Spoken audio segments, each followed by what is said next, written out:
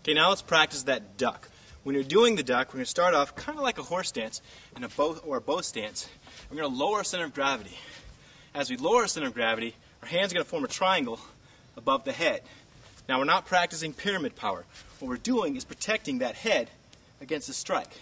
The reason it's at an angle is if a strike comes in, it slides up. Just like a strike coming in could slide down, like a roof block right here. So we're bringing our hands up while we bring our head down to protect the head. Now when we're doing this stance, I don't really want you going to the side. If you have to go to the side, that's fine. Otherwise I want you going forward or back. Here. Right leg forward, leg back. Now remember, your hands are not up to look pretty. They're there to protect your head. This is not a stance, okay? They're here to protect your head. You'd rather get hit with a baseball bat here than in your head. At least if you break your arm, you might have a fighting chance. Or you can go down and they might think that you're out, but you really just broke your arm, got hit in the head a little bit, but you'll survive. So if for some reason you piss off the janitor, what you want to make sure that you're going to do is when he swings and strikes you in the head, bam, you got your hands up here, okay? And then this could kind of slide up when it hits there. And the reason it's going to slide up is because I'm supposed to be moving. So first thing is the hands are up, okay? That protects your head. But while you're doing that, you're also going to be doing the actual duck.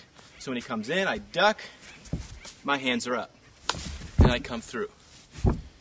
He swings, I duck, and I'm through. If I do not get those hands up in time, I'm in big trouble. So make sure that while you're going down, hands are up. Now, the reason I'm stepping forward, you'll notice, look at the distance between myself and my opponent. If I just drop down right here and he swings, he's got a good amount of distance from me, okay? So even if I block and I move in, he's got another chance for another strike, okay? So when he comes in, I want to step in here, so that way I'm close to my opponent, and I can do a defense.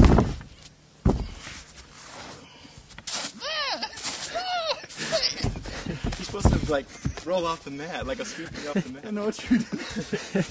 Boom! Boom! Bam!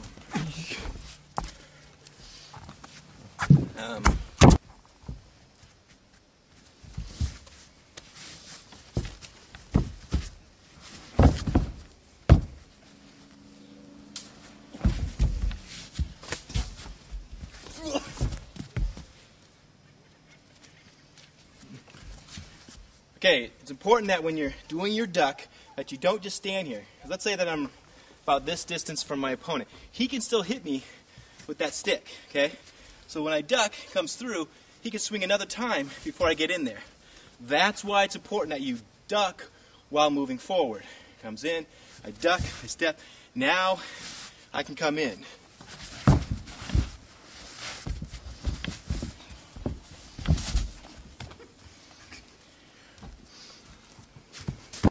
Okay, when you're doing that duck, especially against a long weapon, and he swings at me, if I duck here, I might be able to block, but I'm so far away that when I come in, he has another chance to do another strike.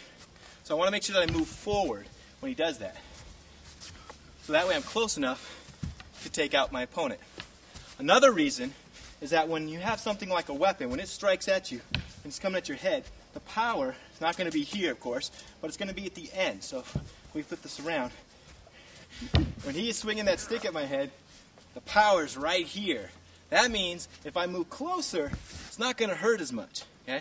So even if I was to jam it with my blocking here, it's a lot less dangerous than it is taking it here or here.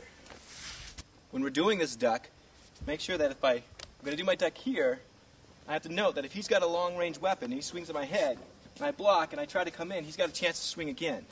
Which is why it's very important for us to move forward when we duck. So when he comes in and I duck, moving forward, and I'm in towards my opponent here.